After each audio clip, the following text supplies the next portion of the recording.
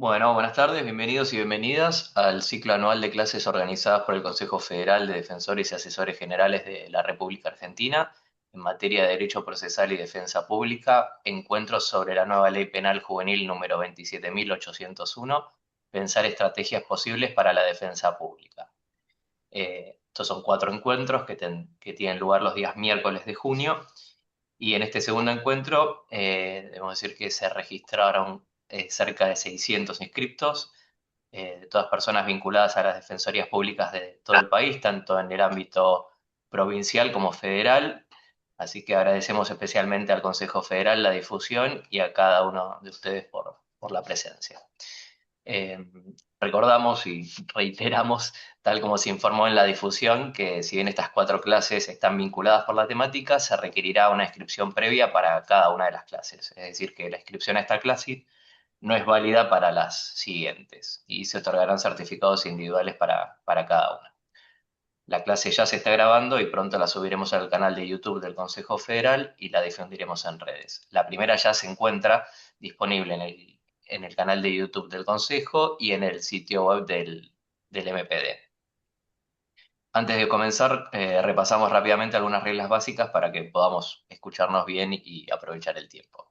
Pedimos por favor que mantengan el micrófono apagado, recomendamos que dejen sus cámaras encendidas y dado que se otorgarán certificado de asistencia, les pedimos que completen el formulario con sus datos, cuyo link adjuntaremos ahora al chat. Y al finalizar la exposición, se abrirá un espacio de intercambio que, como será bastante acotado el tiempo, les pedimos que vayan formulando las preguntas o comentarios que les vayan surgiendo en el chat y a medida que avanza la exposición, al finalizar le daremos lectura al expositor. Eh, para el caso de que quieran tomar la palabra, solo pueden hacerlo levantando la mano en el Zoom. Bueno, sin más, le cedo la palabra al doctor Ariel Alice, defensor general de Río Negro y coordinador del Consejo Federal. Bueno, buenas tardes a todos y a todas. Muchas gracias por participar nuevamente, quienes ya lo han hecho en el primer encuentro y también para quienes se suman en esta oportunidad. En esta ocasión se van a tratar diversos ejes temáticos que tienen que ver con la regulación de las medidas alternativas implementadas por el nuevo régimen penal juvenil de Nación y también la exigencia relacionada con el paradigma tan importante de la justicia restaurativa que se encuentra plasmado y aplicado ya en diversas provincias que tienen régimen procesal propio.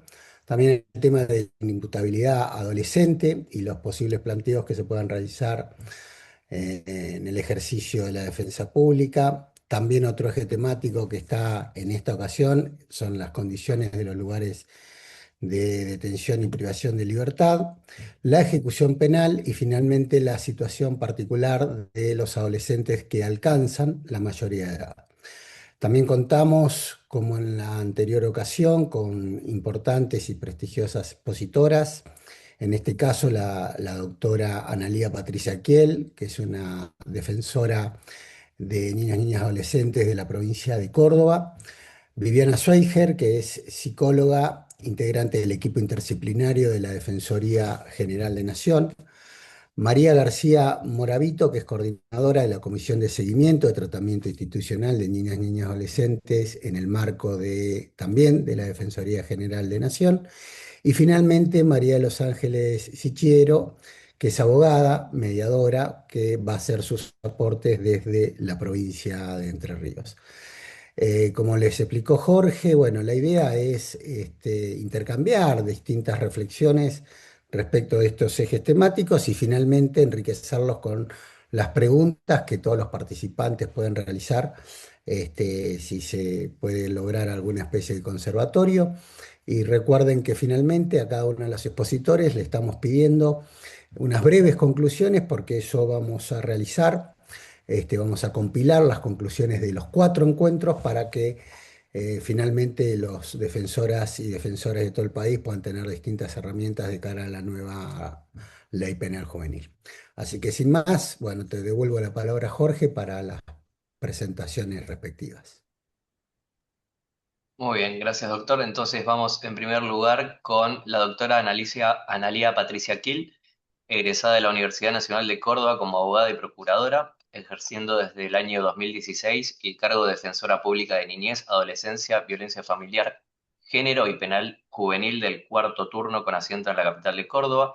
Ella es miembro de ADEPRA, del Foro de Defensores Públicos de la Asociación de Magistrados de Córdoba y miembro de la Comisión Interinstitucional, Poder Judicial, CENAF, defensora de niños, niñas y adolescentes durante el periodo 2016-2019, cocoordinadora de las Defensorías de Niñez, Adolescencia, Violencia Familiar, Género y Penal Juvenil en el periodo comprendido entre 2019 y 2021, diplomada en Derecho Penal, en Derechos del Niño y del Adolescente, en Nuevos Desafíos del Proceso Penal y diplomada en Procesos Constitucionales, autora de diferentes publicaciones y docente de diferentes cursos y diplomaturas de nivel terciario y universitario.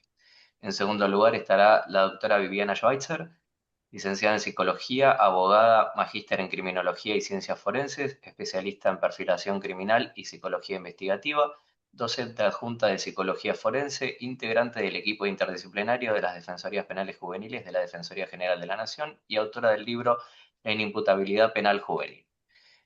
Luego disertará la doctora María García Moravito, abogada, secretaria letrada y coordinadora de la Comisión de Seguimiento del Tratamiento Institucional de Niñas, Niños y Adolescentes de la Defensoría General de la Nación.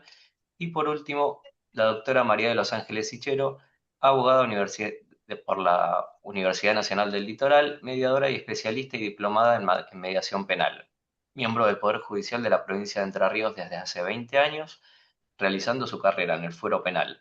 Es mediadora penal tutelar con 10 años de experiencia en mediación penal juvenil, autora del programa de mediación penal juvenil del año 2014, coautora de los artículos 119 y 121 de mediación penal juvenil de la ley 10.450 y autora del anteproyecto de protocolo para la aplicación de mediación penal juvenil restaurativa de Entre Ríos y coordinadora del equipo de redacción de dicho documento. Es docente de la Universidad Nacional del Litoral de la especialización de mediación penal. Bueno, le cedo la palabra a la doctora Kiel para que inicie su exposición.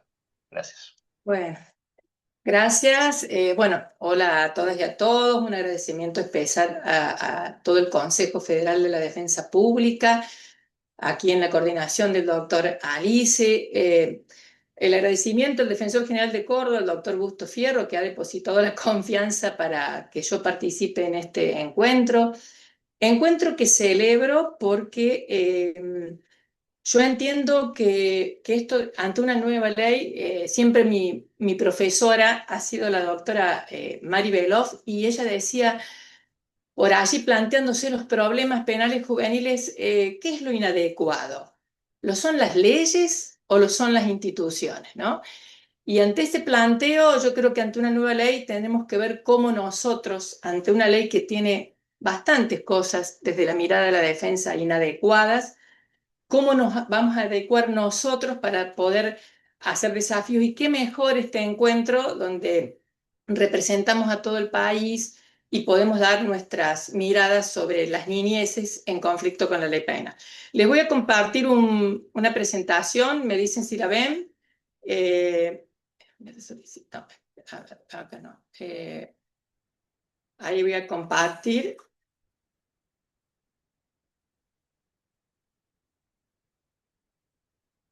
¿La están viendo bien? ¿Me escuchan? Sí, perfecto, doctor. Ahí se ve Perfecto. perfecto. Bueno, Sí, se ve, se ve. el tema entonces que nos convoca hoy acá, por lo menos vamos a ir en cada encuentro haciendo un espacio para cada capítulo, para cada propuesta, es el de las medidas alternativas, la situación de los inimputables en la ley, mal llamados inimputables, las condiciones y lugares de alojamiento y lo que está ocurriendo con los adolescentes cuando pasan realmente con una sanción o en forma preventiva a el lugar de alojamiento. Eh, Fueron excelentes las diferentes presentaciones que tuvimos en el primer encuentro del doctor Muñoz, Benítez, Sánchez Alegre y Delurti. Y se me ocurrió entonces a mí hacer como primero para poder saber de qué estamos hablando o qué es la alternativa, un repaso de los puntos de choque que le veo a esta ley, ¿no? Y que le vemos desde la defensa pública y con mis colegas de Córdoba, hemos empezado a desmenuzar. Y un poco la síntesis la hicieron perfecta, entonces para recordar y volver a ver, me parece importante señalar que tenemos algunos puntos muy concretos. La baja de edad de punibilidad. Baja de edad que ya nos da el primer desafío porque sabemos que la interpretación que la Corte nos habilitó a la ley nacional, cualquiera que sea, o a la ley local, es atravesada por la convencionalidad. Y había una recomendación expresa de que esa edad no se podía bajar. O sea que ya tenemos un primer punto de choque. ¿Qué vamos a hacer si vamos a aceptar llanamente entre los 14 y los 16 las medidas aplicables como si fueran jóvenes con plena punibilidad? Luego las aplicaciones del 5 de las medidas protectorias que mezcla un poco este sistema intuitivo con ciertos sesgos, ¿no es cierto?, de paternalismo mezclado en un régimen tan centralista y tan punitivista, ¿no?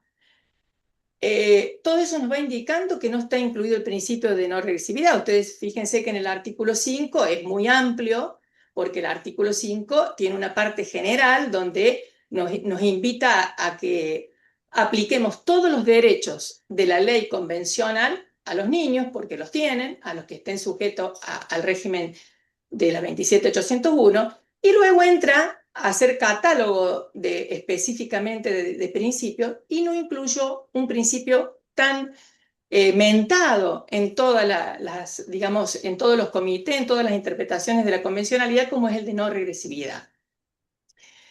Se nos fue la cesura de juicio y la excusa absolutoria, otra regresividad. Se puede aplicar pena cuando aún no han cumplido los 18 años, ventaja que hoy la tenemos con la 2278, con lo vieja, criticada e inconstitucional, teníamos eso. La máxima pena de privativa de libertad para algunos chicos de 14 años va a implicar más que su edad biológica. No hay un catálogo, este es el punto central al que me voy a dedicar porque es el tema que me han convocado.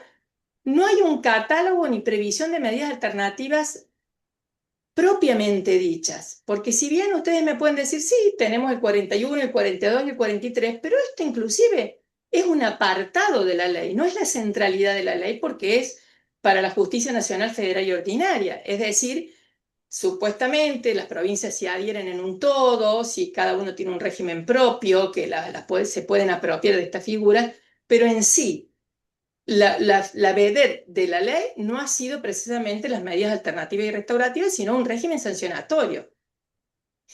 Y luego la posibilidad que tienen como punto de choque los jóvenes de estar en alojamientos con mayores, por más que sean en dispositivos separados, lo que a mí me hace pensar que estamos frente a una ausencia realmente de la especialidad importante.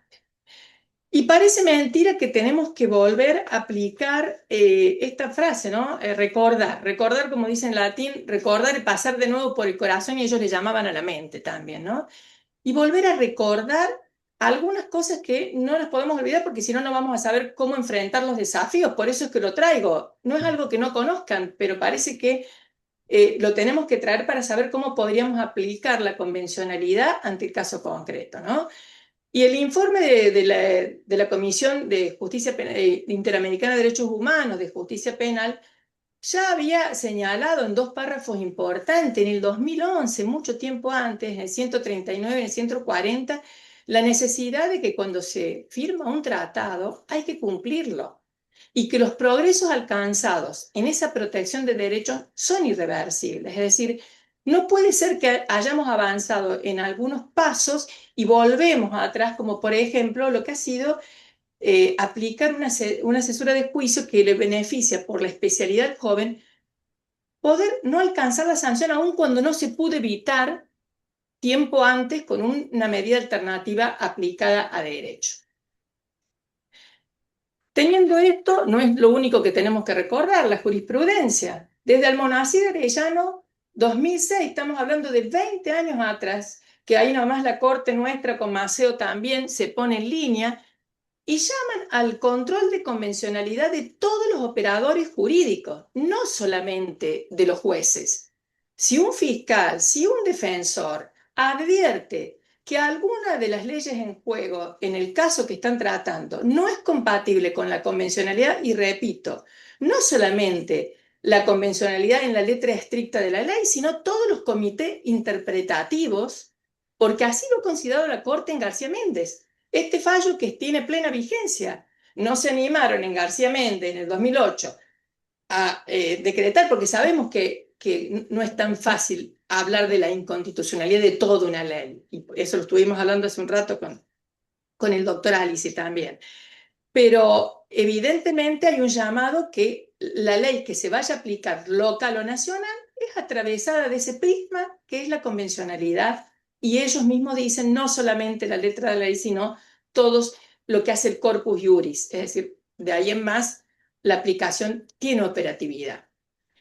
Bueno, ya saben ustedes también, HO, que fue específicamente de los no punibles, en Córdoba ha habido a partir del año 21 una seguidilla de resoluciones, el auto 819, un acuerdo reglamentario y el per saltum que hemos llevado adelante los defensores públicos frente a la privación de la libertad de adolescentes no punibles en el complejo Esperanza, y que hemos tenido un resultado positivo porque directamente el tribunal frente superior ha dicho que tienen que estar desjudicializados, que en ese momento había un artículo 94 bis invitaba a los jueces a revisar su constitucionalidad que implicaba la privación de la libertad, y que las prácticas a aplicarse en todos los casos de menores no punibles debían ser acorde a los estándares internacionales. Es decir, hay una línea, ya tenemos informes de la Corte, fallos de la Corte Interamericana,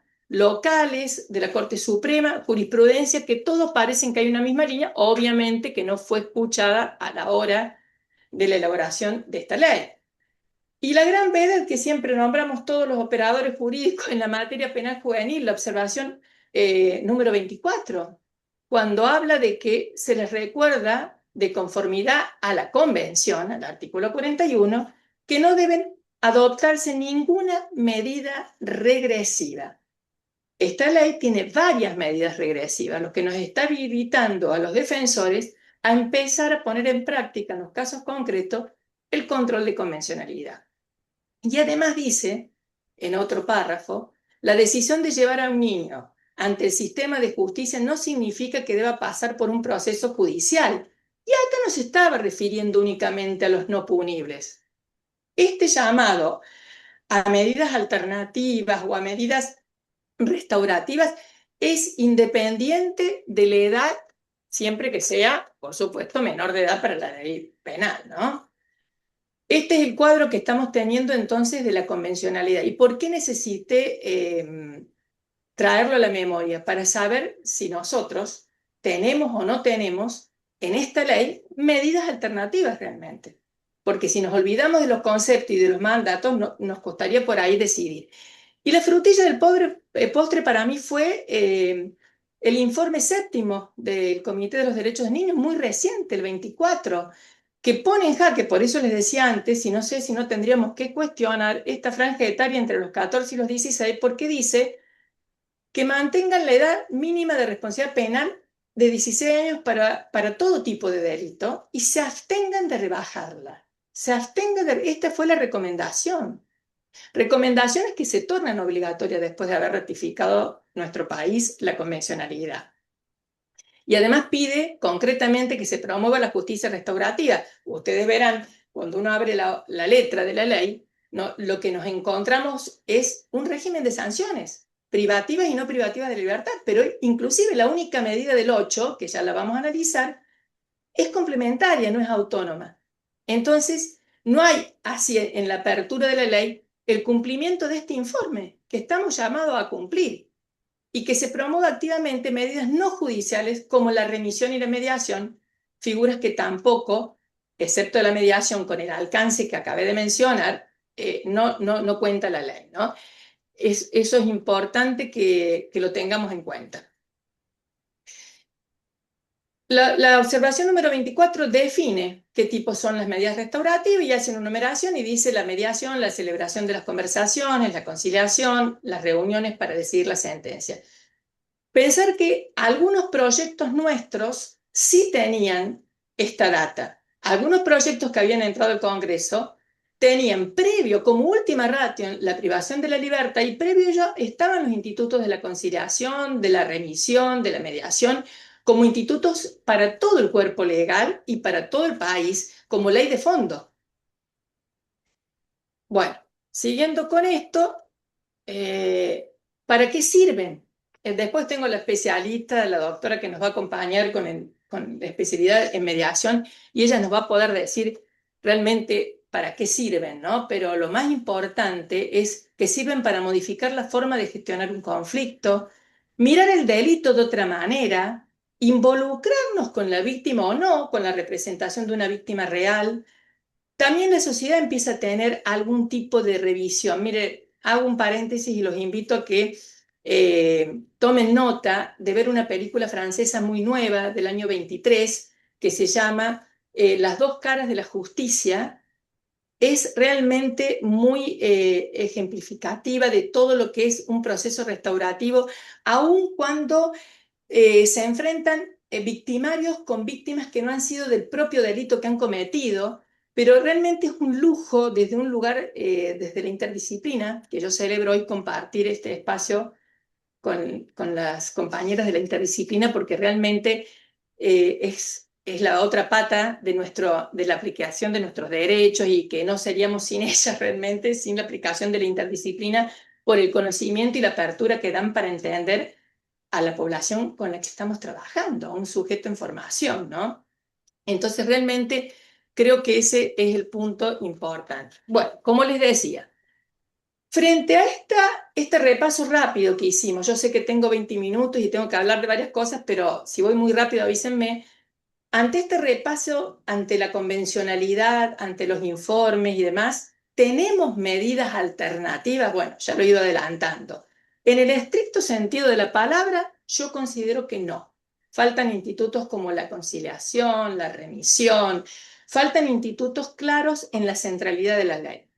Les decía que por allí algunos autores, como el doctor Moravito, porque todavía no se ha escrito mucho sobre esta ley nueva, obviamente que recién se está iniciando todo lo que es el desarrollo de la doctrina, pero yo comparto con él que dice que es una pena que esta medida del artículo 8 sean únicamente complementarias, porque si funcionaran como autónomas tendrían un beneficio importante para aquellos casos que sin llegar a una mediación, sin llegar a una sanción, se podrían aplicar. Por ejemplo, para dar un ejemplo, el artículo 8, el inciso A, cuando habla de supervisión periódica de un equipo interdisciplinario, es lo más parecido a una medida que nosotros tenemos, que ya se las voy a anunciar en la provincia de Córdoba, que se llama el seguimiento o supervisión en territorio o el seguimiento de la informativa que se nos haga del chico, que inclusive si tiene un resultado favorable, por más que sean informativas y seguimiento y no haya habido una interrelación con la víctima, etcétera, etcétera, consiguen la extinción.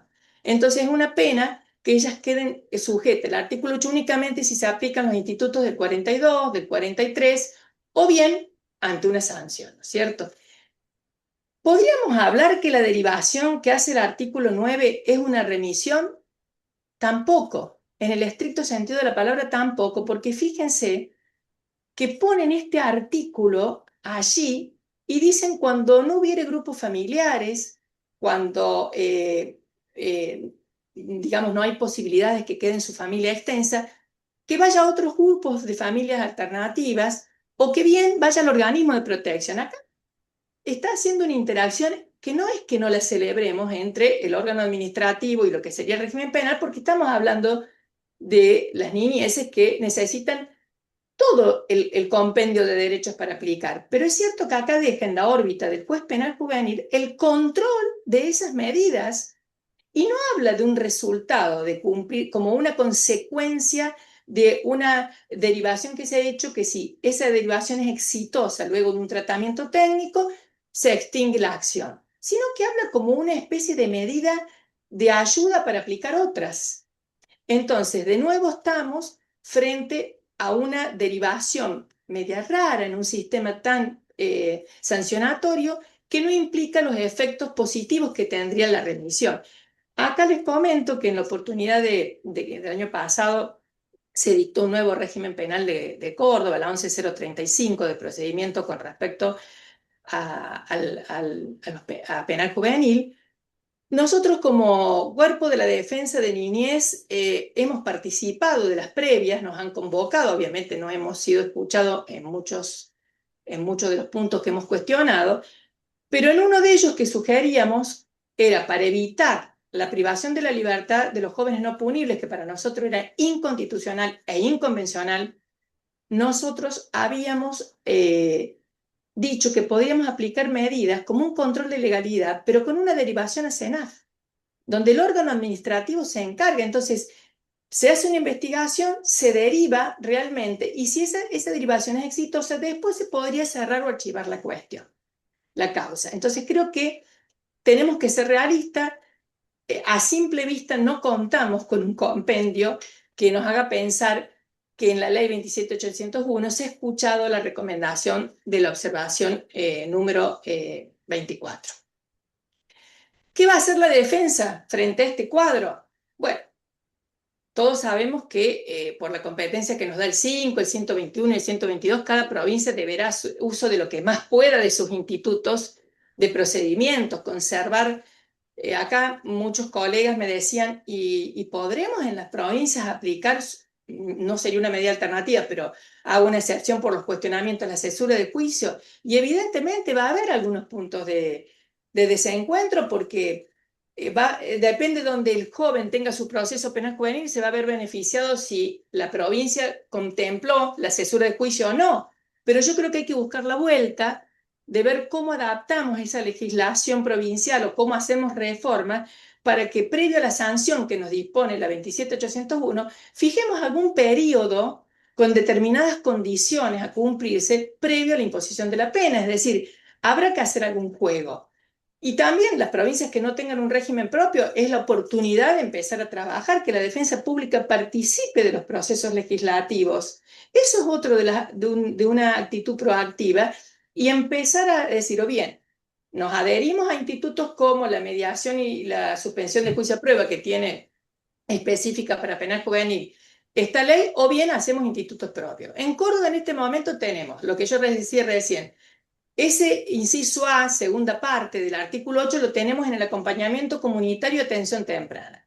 En esos casos más leves, se dispone un acompañamiento comunitario, que es una supervisión con ciertas condiciones que siempre ponen, digamos, los jueces para el cumplimiento de esta medida.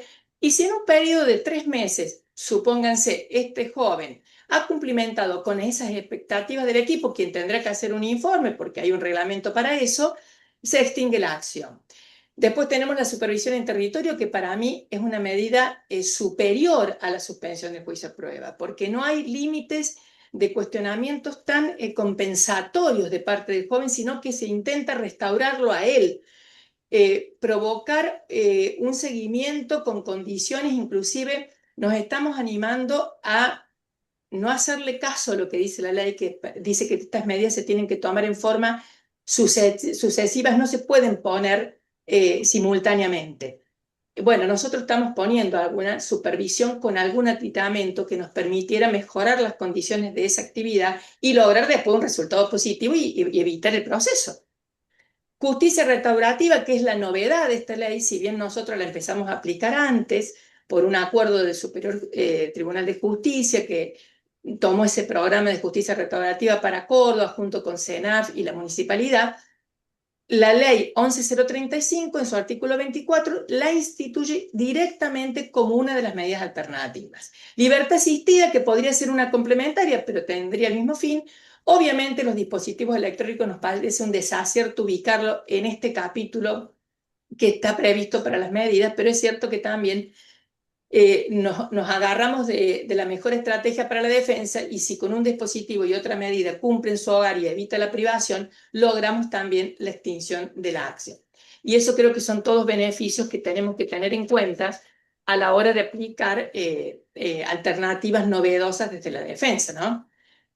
¿Y por qué le digo que lo de justicia restaurativa es tan importante? Nosotros a partir del año 23, el doctor Raúl Carbó Soler, lo deben conocer, con su fundación hace un convenio con el Superior Tribunal de Justicia, también interviene el órgano ejecutivo a través de Senat y también lo hace la municipalidad para empezar a implementar este régimen al que les confieso, de las defensas teníamos ciertas dudas debido a que nos parecía que por ahí la estrategia no nos convenía, se hacían procesos como más largos, por ahí nos convenía una atención temprana, una supervisión en territorio que a lo mejor no lo están midiendo desde este análisis de la responsabilización que tenía que hacer el joven, de acuerdo al hecho. Obviamente que si el joven no había participado del hecho, teníamos que buscar otra estrategia, ir por un sobreseguimiento, y no le íbamos a pedir que comience a restaurar cuando él tenía una posición exculpatoria. Pero fue tan bueno el proceso que se empezó a hacer que si bien el primer acuerdo fue en el año 23, ya hubo una renovación por acuerdo 1884 del 24 donde se ampliaron el catálogo de delitos. Al comienzo eran para delitos leves y decíamos, pero justamente donde hay que restaurar es cuando ha habido un grave impacto entre el joven y la víctima. Tenemos casos, por ejemplo, de un joven que había matado con un dolo eventual a un amigo. Bueno, las dos familias estaban muy realmente complicadas y como no tenemos límite de pena ni siquiera de delitos, decíamos, ¿por qué no empezar este proceso restaurativo en casos más graves? Bueno, no logramos todavía que fuéramos a esa figura, pero sí algunos robos calificados. También lo estamos haciendo, aunque no está en el catálogo, para abusos, porque ya sabemos que en el abuso no va a estar junto con la víctima, pero para abusos, haciéndolos participar de algunos cursos especiales con la cuestión de género, y todo eso fue habilitando y creciendo, y tenemos buenos números. Miren, un informe que da el Poder Judicial en el portal hace muy poquito, en marzo del 26, habla que aumentaron el 52% los casos penales juveniles remitidos, mucho, el 52%, o sea, más de la mitad estamos derivándolos a justicia restaurativa. Y se está comprobando en una estadística que la reiterancia de esas derivaciones ha bajado el 17%, que también es otro punto para tener en cuenta, ¿no? Y fíjense, también para que cuando la sociedad pone la señal de esta necesidad de que vayamos a poner penas, que los chicos jóvenes, etcétera, etcétera, porque el periodismo también ha hecho lo suyo, señalando algunos casos, por lo menos acá en Córdoba nos ha pasado eso, que dieron origen a legislaciones un poco apresuradas. 457 adolescentes asistieron y aceptaron formar parte y solo 92 de esos 457 dijeron no. O sea que esto estamos hablando de jóvenes que reconocían que estaban involucrados en un delito, porque la otra parte puede que no estén tampoco porque no reconocían el hecho. Y actualmente hay 179, o sea que no están en esta estadística, que ya están trabajando en cámara GESEL.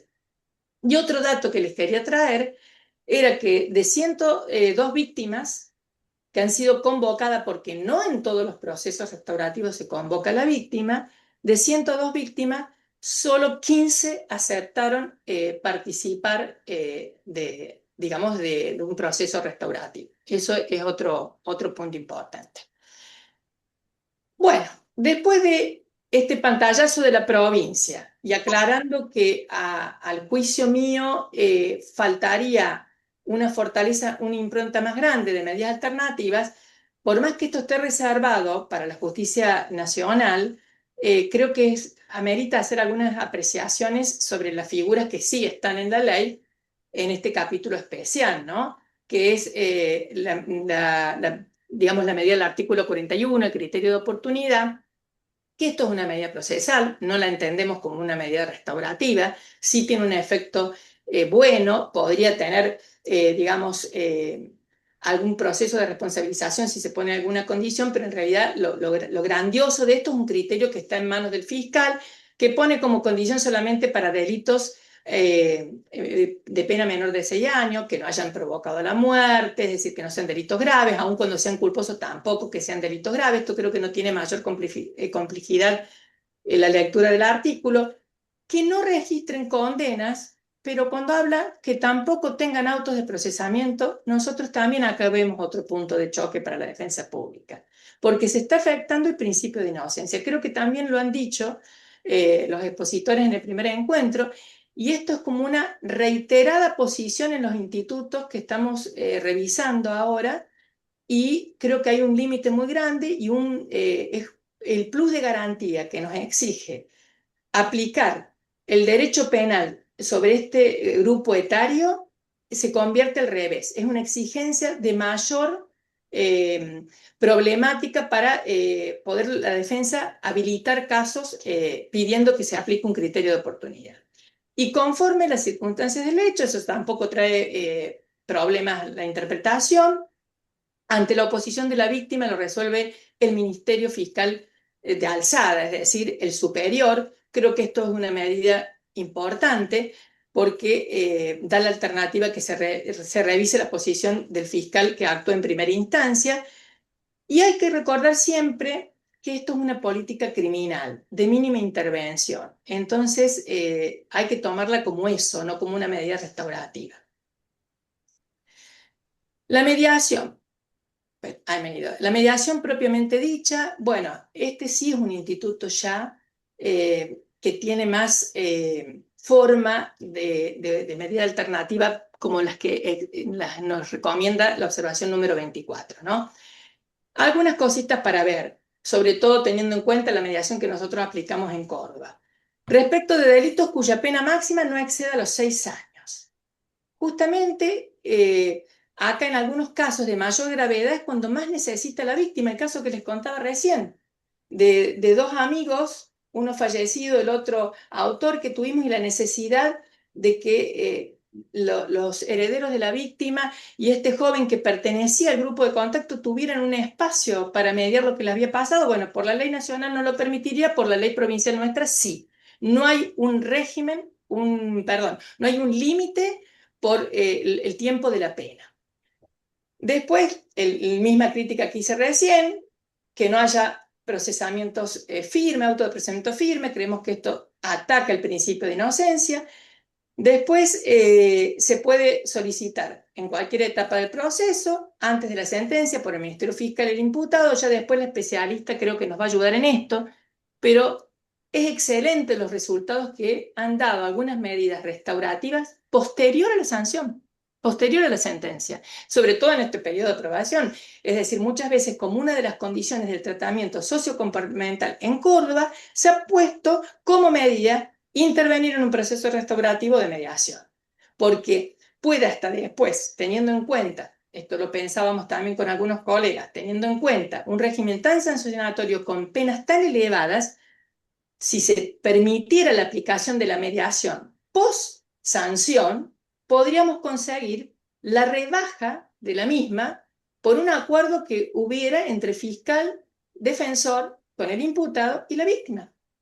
¿Por qué? Siendo la especialidad, ponemos esta etapa, cuando viene la parte más dura, evitamos que esto siga. Nosotros la tenemos abierta para cualquier etapa del proceso, ¿no? Presupone confidencialidad, voluntariedad, imparcialidad e informalidad. Esas son características que seguro que la doctora nos va a manejar mejor. Y luego, esta oposición vinculante del fiscal, ¿qué cuestionamos como defensa?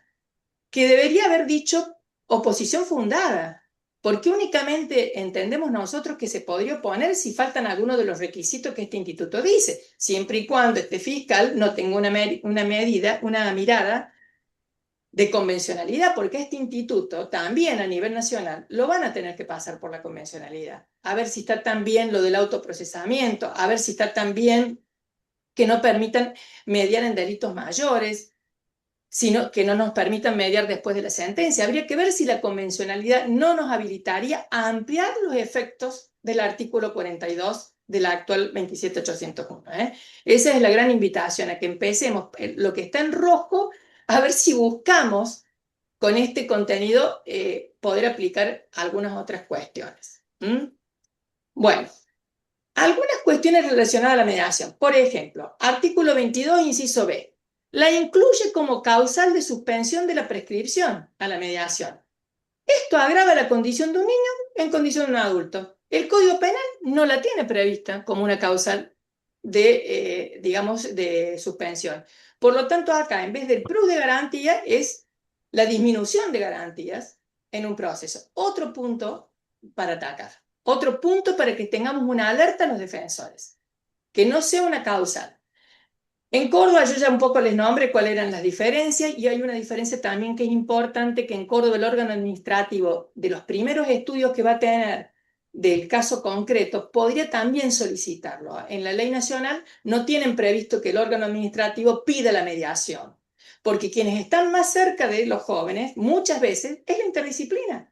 Es quien va al barrio, va a la casa, los citan a los gabinetes de psicología y ellos pueden advertir si hay condiciones para una mediación. Entonces, esto fue un acierto que tuvo Córdoba de permitir que también el órgano y la figura del Ministerio Complementario de 103, porque eso me olvidé de decirle al comienzo. Cuando uno habla de defensa pública, no estamos hablando nada más de la defensa técnica, sino también el otro desprendimiento que es tan activo en los procesos, como dice el doctor Moreno, Gustavo Moreno, ese plus de garantía, ese rol de garantía orgánica que tiene el Ministerio Complementario de 103. O sea que acá la intervención en el periodo de la mediación también está bueno que esté el Ministerio porque puede revisar si se dan las cuestiones de garantía y el procedimiento esté. Y después admitir una intervención excepcional sin consentimiento de algunas partes cuando el mediador, por el interés social en juego, así lo considera. Esto en Córdoba a nosotros nos hace un poco de ruido, porque no sé si el mediador solo va a poder decidir si las otras partes no quieren, que sería bueno que siga el proceso de mediación. Sí hay como novedad en Córdoba, una de las juezas ha tenido una creatividad importante en algunos fallos, cuando los no punibles entraban en el proceso con abusos y no se podía mediar, lo mandaba al centro de mediación lo mismo, archivaba provisoriamente la causa porque tenía ya la investigación mínima y pedía que se aplicaran medidas restaurativas, como prácticas restaurativas, dice la resolución. Y esto ayudaba a que a lo mejor no se cerraba la causa sin un proceso de entendimiento y de educación, sobre todo teniendo en cuenta la materia delictiva que se estaba cuestionando. Bueno, la diferencia con medidas restaurativas. La mediación, algunos sostienen que es una herramienta del modelo restaurativo. No es justicia restaurativa propiamente dicha. Yo entiendo que la justicia restaurativa, porque nosotros la tenemos diferenciada, justamente como si fueran dos medidas independientes en Córdoba, yo entiendo que es más amplia y que además la puerta más grande que tiene es que no necesariamente tiene que estar incluida la víctima. Entonces nos habilita mucho más casos para poder trabajar y con un resultado que quizás por ahí es más abarcativo. Esas serían más o menos las condiciones que yo veo. La probation juvenil del 43. Avísenme si voy demasiado rápido, pero quiero cumplir con los 20 minutos. Disculpe, doctora, estaríamos llegando ya al tiempo estimado de Diego por si quiere ir cerrando, por favor. Gracias. Bueno, rapidito. Esto, lo más complejo en esto es, no resultó la mediación, no sabemos cómo tenemos certeza de ello. Aplaudimos en la modalidad que sea con una audiencia. El abandono de bienes decomisables nos parece una medida desproporcionada. ¿Qué chico tiene bienes? Solo entendemos que va a ser declarativa. Y sí, como punto de desafío, entonces para ir rápido, es lo que importa que cuando se dé el cumplimiento, el juez puede tomarlo ante un incumplimiento injustificado, o sea que lo tiene que fundar, puede computar el tiempo que transcurrió o no. Realmente eso creo que tenemos que trabajar la defensa para que siempre sea computable, si no hay que reanudar desde el comienzo y es una desventaja importante. Los no punibles, rápidamente. El 24, lo que celebramos de acá es que excluye de todo régimen sancionatorio a los no punibles. Entendemos que el 24 se equivoca al hablar de inimputables porque creemos que por la diferencia que hace con el 25, lo que ha querido decir es no punible en razón de la decisión del Estado de la edad que ha tomado para entender que un joven tiene responsabilidad penal. Y después en el otro artículo es donde diferencia y dice, sí, son los inimputables entre 14 y 18. Entonces, por esa deducción hacemos, acá sabemos que esto se celebra, no se dice que se hace después de la declaración digamos, de imputabilidad. Suponemos que es una derivación al órgano administrativo si fuera necesario, si no, si hay familia y pueden seguir trabajando, no sería necesario, y si importa un conocimiento mínimo del hecho para que habilite a la justicia penal juvenil. O sea, esto también en Córdoba, el artículo 43 actual dice siempre que existe una base objetiva mínima sobre la verisimilitud de la existencia del hecho para que podamos hablar de una intervención juvenil. Los inimputables, ya lo acabo de decir, 14 y 18, por razones de salud. Esta declaración implica algunos estudios previos, psicológicos y psiquiátricos, pero evidentemente estos estudios previos tienen algunas terminologías como la peligrosidad que tenemos que entender que es únicamente a los fines del cuidado de la salud, nunca como derecho penal de autor, ¿no? O sea, nunca desde ese lugar la determinación de esta peligrosidad y después actuar en conjunto los organismos de salud con el órgano administrativo. Alojamientos, voy a 1000, alojamientos. ¿Qué son las cosas más importantes? Nos parece mal esto que, como regla general, instituto adecuado o una sección separada del adulto. ¿Por qué no fue al revés? Instituto adecuado y los de 18 quedarán en una sección separada, pero en el mismo complejo de niñez.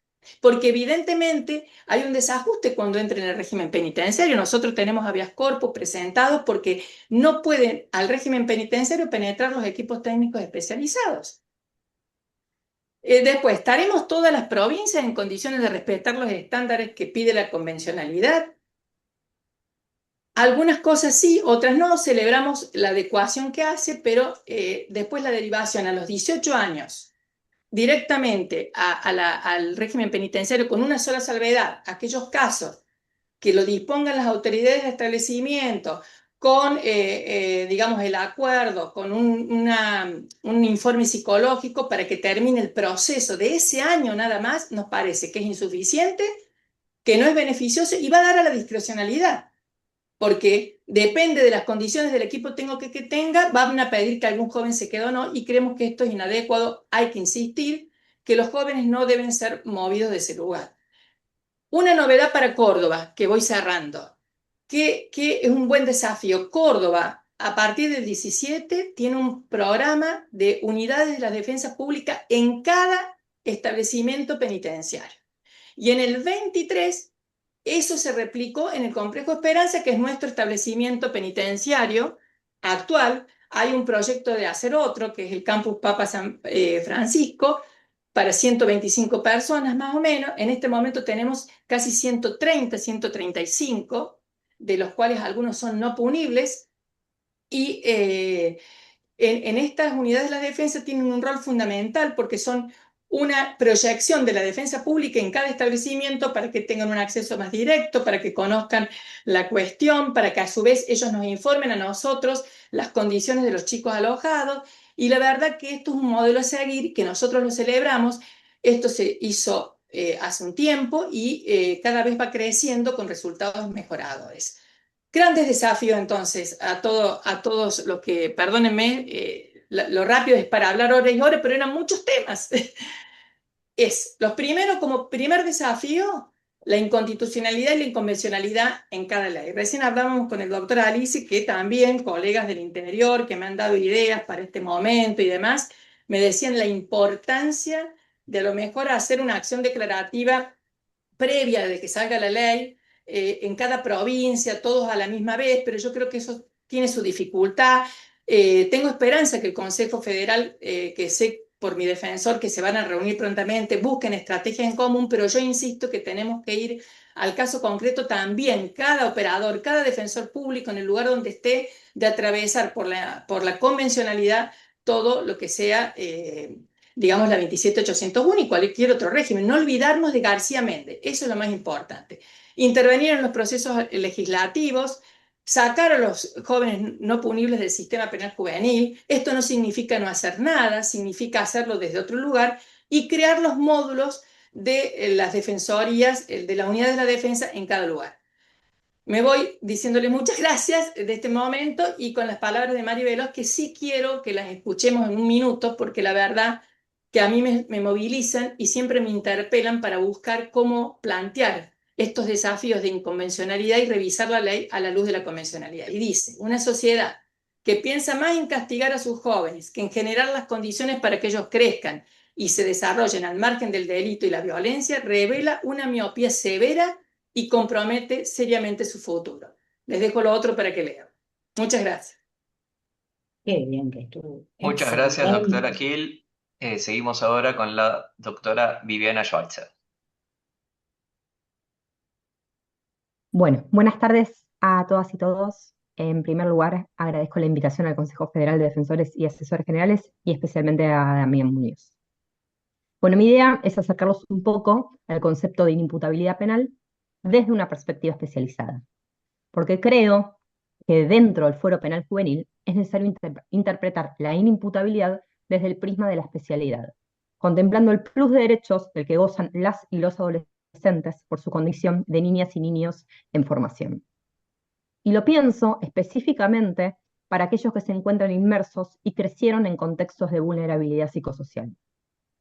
Y con el término vulnerabilidad psicosocial me refiero a adolescentes que crecieron en contextos de pobreza y de penuria social, lo que implica haber carecido de los micronutrientes necesarios para su adecuado desarrollo y crecimiento, de madres que durante sus embarazos no pudieron realizarse los controles necesarios, alimentarse saludablemente, y que tal vez consumieron sustancias durante el embarazo. Y este escenario hace que las y los niños sean más propensos a experimentar un bajo peso al nacer, un retraso del crecimiento intrauterino, una prematurez, el síndrome alcohólico fetal, problemas respiratorios, entre otros. Y me refiero a niñas y niños también expuestos a tóxicos ambientales, a humedades, a situaciones de estrés y de violencia, que carecieron de espacios de privacidad y de intimidad. Por ejemplo, compartiendo camas, compartiendo colchones, no teniendo espacios propios, ¿sí? No teniendo un baño adentro de su casa o una mesa para compartir una comida. Niñas y niños que crecieron con una menor estimulación cognitiva. Esto significa que dialogan menos con sus adultos responsables, porque el vocabulario, el lenguaje, la calidad y la cantidad de palabras son más simples. Niñas y niños que presentan una menor actividad sociocultural estimulante, como ser lectura de libros, acceso a juguetes apropiados para la edad, concurrencias a obras de teatro o espectáculos infantiles, porque sus adultos responsables cuentan con menos recursos simbólicos para estimularlos y fomentar su aprendizaje y su recreación. Y todas estas variables impactan directamente en el desarrollo cognitivo y emocional de las niñas y niños, porque el crecimiento y el desarrollo están íntimamente relacionados con el medio ambiente en el que se desarrollan. Y sumado a esto, hablo de niñas y niños que presentan carencias psicosocioemocionales estructurales, que vivenciaron episodios de abandono y ausencias de figuras fundamentales para su constitución psíquica. Porque gran parte de las y los adolescentes en conflicto con la ley penal carecen de una figura materna y o paterna efectiva, ya sea por fallecimiento, por abandono, por consumo de sustancias o por una privación de la libertad. Adolescentes que han sido criados por abuelos o por conocidos de la familia, que han tenido alguna medida de abrigo y transitado algún hogar convivencial, que han vivenciado episodios de violencia familiar y o de género, que se encuentran en situación de calle, que vivieron solos o que estuvieron en paradores.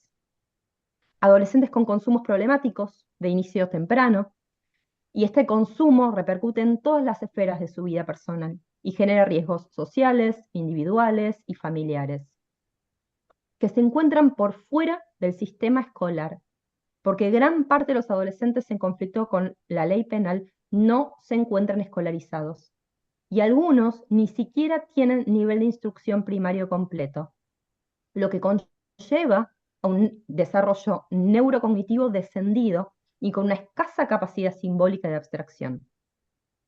En algunos casos nos encontramos con adolescentes que no cuentan DNI, que no saben su fecha de nacimiento, que no saben escribir su propio nombre, ¿sí? Que desconocen los datos filiatorios de sus progenitores o de sus familiares, que no pueden resolver ecuaciones matemáticas simples, que a veces no saben los meses del año.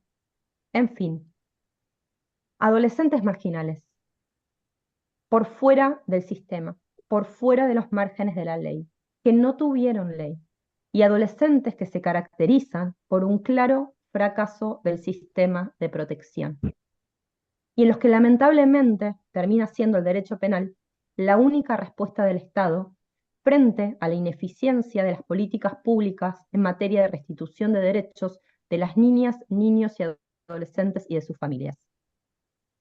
Y además, la adolescencia como etapa vital es la que se caracteriza por la búsqueda de la identidad, que conlleva la exploración, a la búsqueda, a la experimentación, que hace a la crisis esencial de toda adolescencia. Implica el pasaje de lo familiar a lo extrafamiliar, del jugar al trabajar. E implica esto un periodo de transformación continuo que requiere ajustes a cambios biológicos, emocionales y sociales. Y todo este escenario conlleva que las y los adolescentes puedan presentar problemas de comportamiento y conductas antisociales, porque la adolescencia como etapa vital no se puede vivir sin riesgo. Y los comportamientos antisociales predominantes en la adolescencia pueden deberse a los desfases de los ritmos de maduración de los circuitos cerebrales. Y con esto quiero decir que la corteza prefrontal continúa desarrollándose hasta entrada a la adolescencia e incluso hasta la adultez temprano. Hay estudios científicos que hablan que termina de desarrollarse en algunos casos a los 25 años. ¿Y qué quiere decir esto? La corteza prefrontal es la zona encargada de organizar y de controlar, donde están las funciones ejecutivas, que son la atención, la concentración, la fijación de metas y por sobre todo la inhibición de comportamientos impulsivos. Y la inmadurez de la corteza prefrontal en la adolescencia es la que provoca impulsividad, y esto contribuye a la manifestación de conductas de riesgo. Sumado a esto está el lóbulo frontal, que se relaciona con las funciones cognitivas complejas, como ser la planificación de las acciones futuras. Entonces, tenemos adolescentes con un cerebro en desarrollo, y esto implica dos cosas fundamentales: la dificultad en la inhibición de comportamientos impulsivos y en la planificación de acciones a futuro. Por tanto, las y los adolescentes son vulnerables a conductas de riesgo, porque la impulsividad es la que afecta la toma de decisiones, porque no consideran el riesgo-beneficio de sus actos. Y esto, sumado a una búsqueda de recompensa inmediata, hace que se olviden de las consecuencias a largo plazo, provocando que las y los adolescentes puedan desarrollar conductas de riesgo. Entonces, adolescentes biológicamente inmaduros por un menor desarrollo de la corteza prefrontal, en los que la toma de decisiones se ve alterada por no considerar el riesgo-beneficio de sus actos y por tanto no cuentan con una capacidad plena de discernimiento. Y además de estos condicionamientos biológicos que son propios de la edad, existen otros condicionamientos dependientes del estado de vulnerabilidad psicosocial, familiar y ambiental, que perjudican el desarrollo psicológico y social e inciden indefectiblemente en la constitución de la subjetividad. Porque el contexto de vulnerabilidad, porque la falta de acceso a la educación, la falta de contención social y familiar y el fracaso del sistema de protección influyen directamente en la constitución subjetiva y conllevan a una dificultad de respetar las normas sociales. Entonces, tenemos una menor capacidad de comprensión valorativa de las consecuencias a largo plazo. Y este es el punto en el que yo lo linkeo con el concepto de inimputabilidad penal. Porque el trabajo sostenido con adolescentes del sistema penal me hizo dar cuenta que a estas adolescencias hay que pensarlas de una manera diferenciada y que el análisis de la inimputabilidad no puede ser sin contemplar el contexto de vulnerabilidad de cada adolescente. Entonces, les recuerdo que el artículo 34, inciso primero del Código Penal dice que no son punibles el que no haya al momento del hecho, ya sea por una insuficiencia de las facultades mentales, una alteración morbosa, un estado de inconsciencia, error o ignorancia de hecho no punibles, comprender la criminalidad del acto o dirigir las acciones.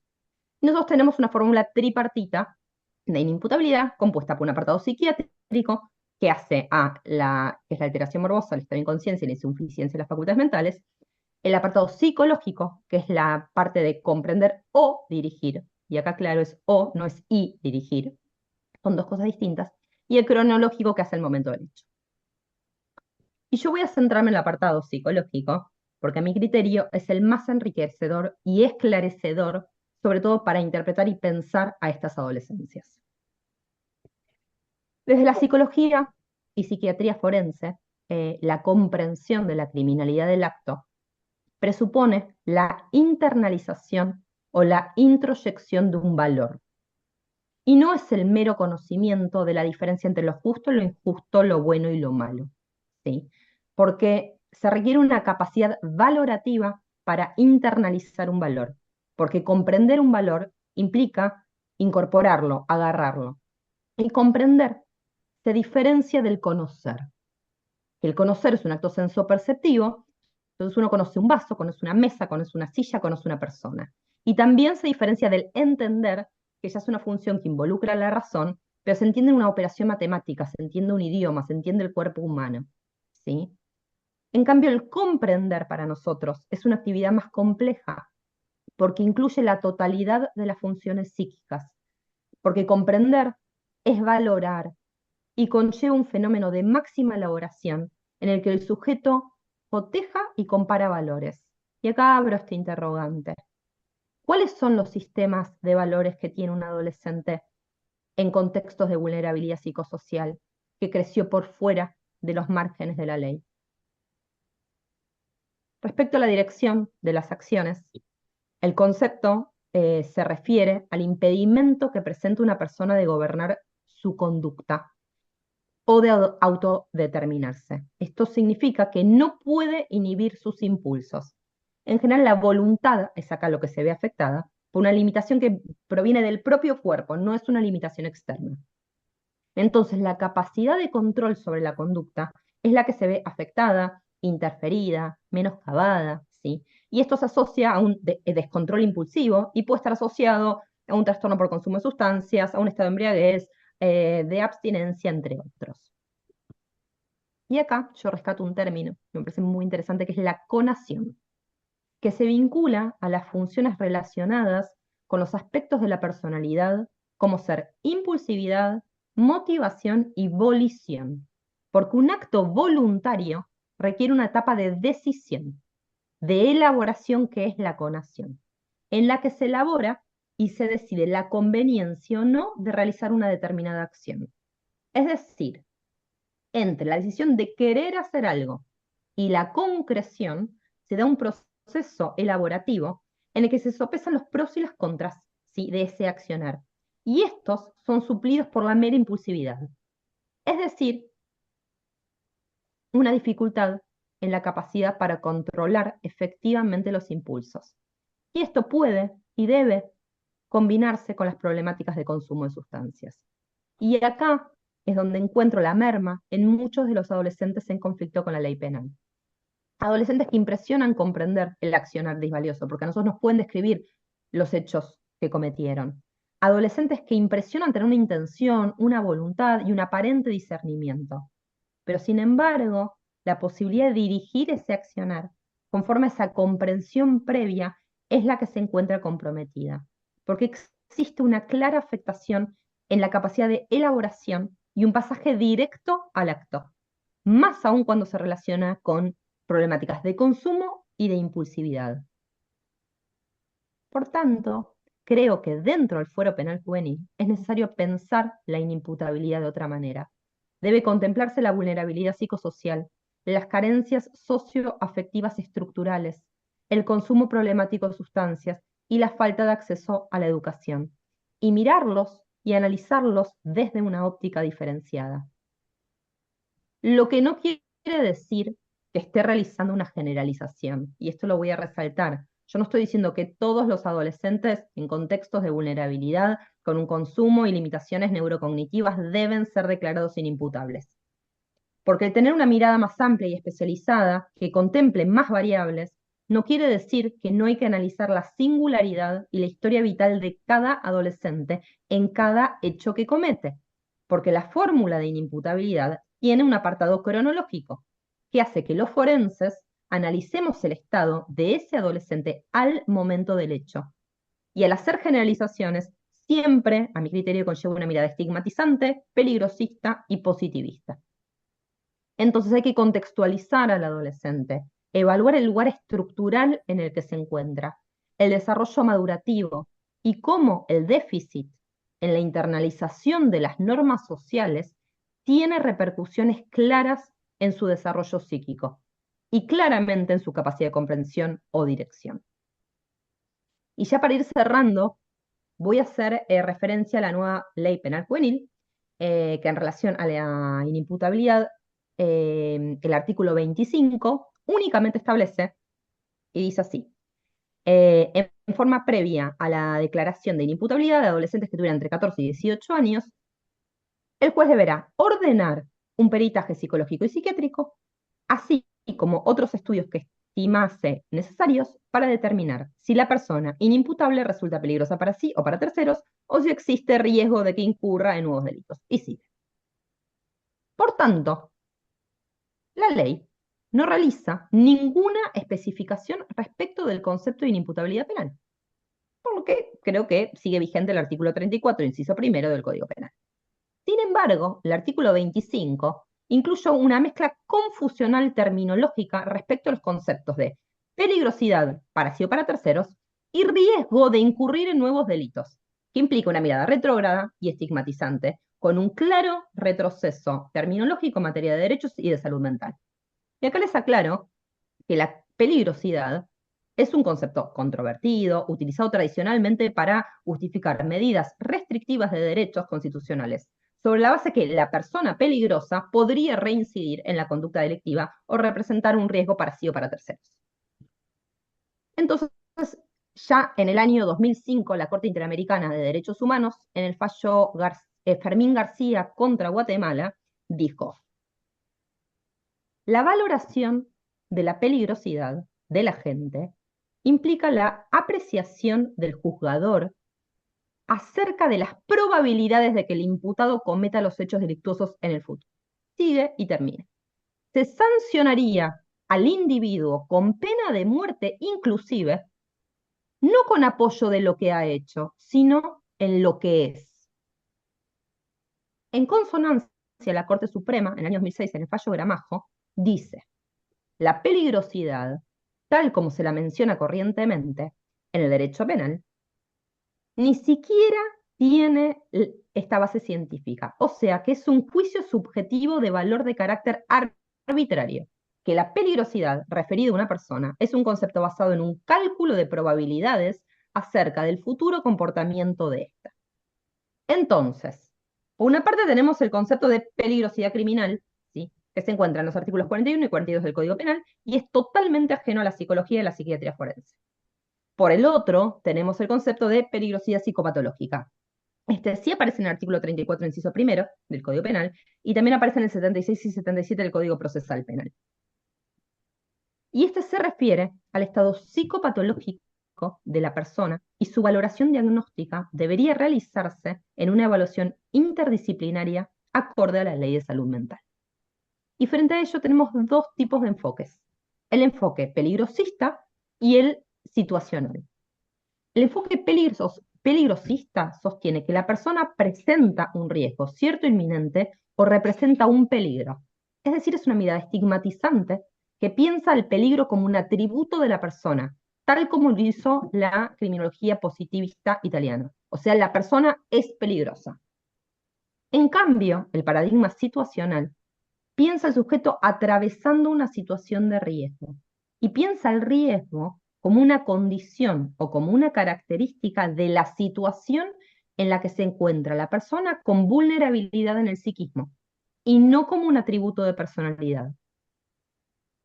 Sin embargo, lamentablemente, la nueva ley optó un claro temperamento peligrosista, que implica una mirada basada en prejuicios y juicios de valor arbitrarios, que piensa el peligro como un atributo del adolescente y no como una situación que está atravesando.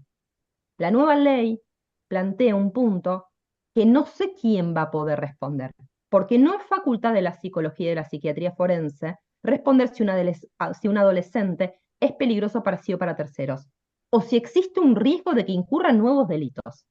Nosotros a lo sumo podemos hablar de riesgo acorde a la ley de salud mental.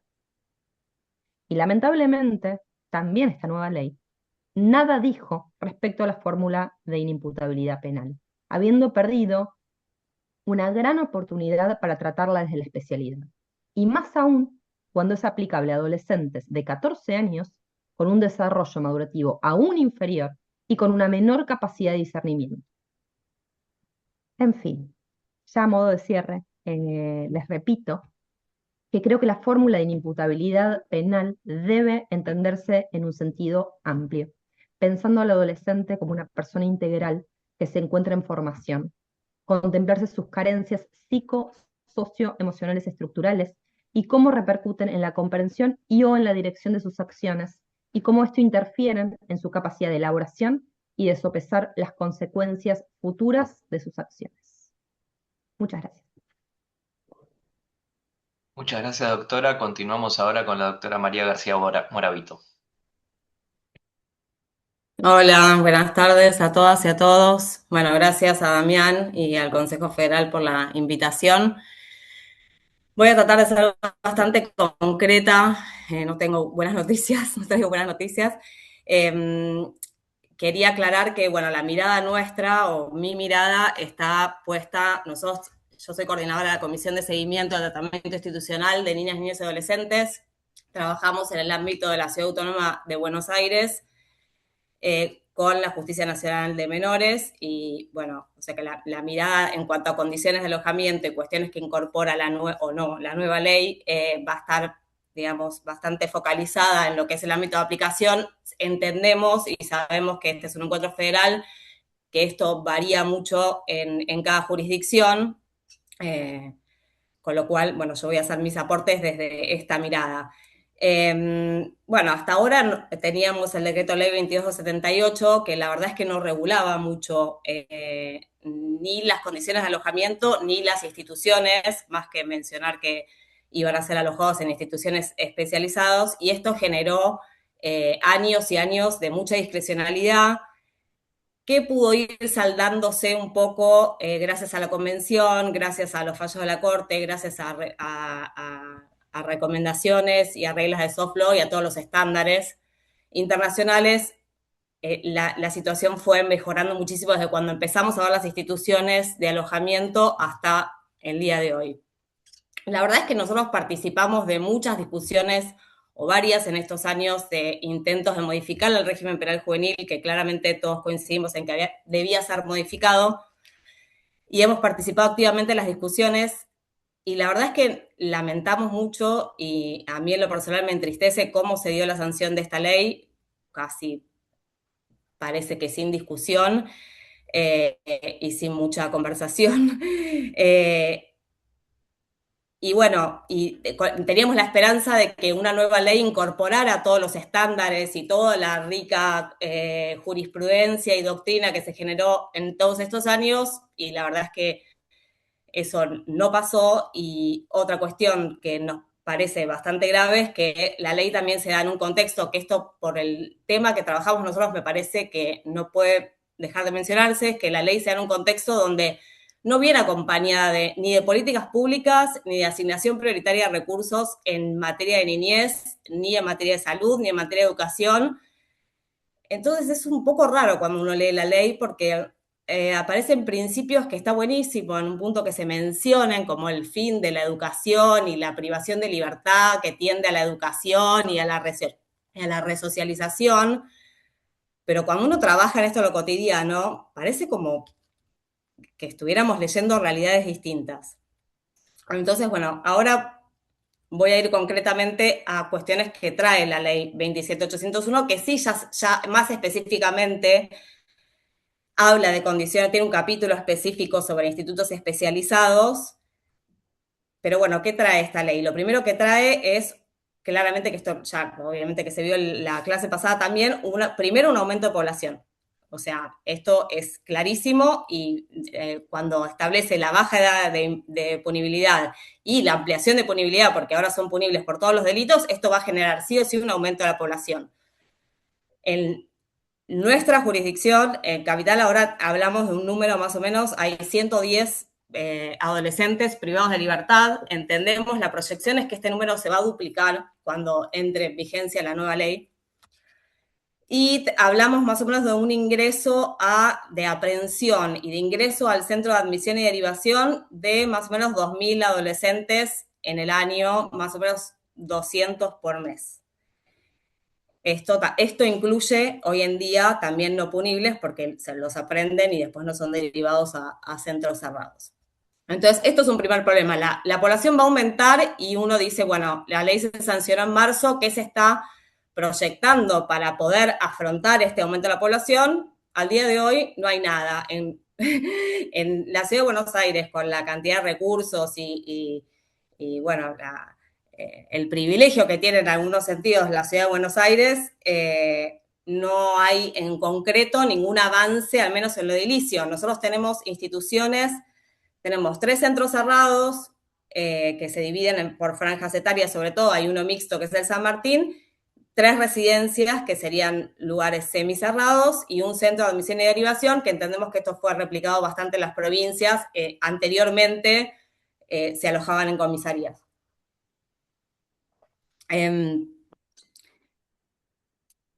No hay por ahora ningún avance, o sea, hay proyectos de que se vayan a crear nuevos centros y nuevos centros de admisión y derivación. Al día de hoy, junio, la ley entra en vigencia en septiembre, no hay nada. Y no solamente que no hay nada en construcción o activo o ningún proyecto, hay proyectos mencionados pero nada concreto, sino que nosotros ha avanzado muchísimo todo lo que es la jurisprudencia, los fallos y con la convención y demás, pero los inmuebles, los edificios donde se asientan los centros son los mismos hace 100 años, con lógicas completamente distintas y tutelaristas.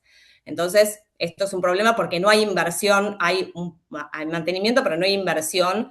Entonces, bueno, es un primer problema de cómo se va a saldar esta situación. Entendemos que de acá a 2 meses harán milagros y crearán más centros y lugares para alojar a lo que se prevé que sería como mínimo una población duplicada.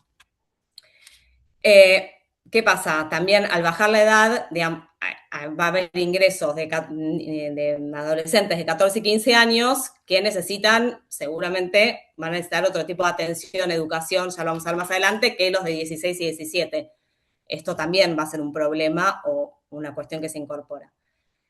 La ley no habla de la restricción de la libertad como último recurso, no lo dice específicamente, y algo bastante grave es que tampoco la somete a revisión periódica pese a lo que dice la Observación General 24, el artículo 25 de la Convención de los Derechos del Niño y todo el corpus juris en materia de infancia. Esto creemos que al estar establecido en la Convención podría saldarse y podría pedirse judicialmente, o sea, la Defensoría podría pedir la revisión periódica de la privación de libertad, y algo dice la ley o algo podría interpretarse cuando habla de los informes trimestrales. Es bastante específica en pedir un informe trimestral que le pide al director acerca de la evolución y el avance del tratamiento de los adolescentes, que uno piensa, qué bien, esto viene para revisar a ver si es posible reducir o terminar con la privación de libertad en un sentido positivo para el docente. No lo dice, o sea que entendemos que quizás tiene que ver más con una cuestión de control y no en beneficio del adolescente.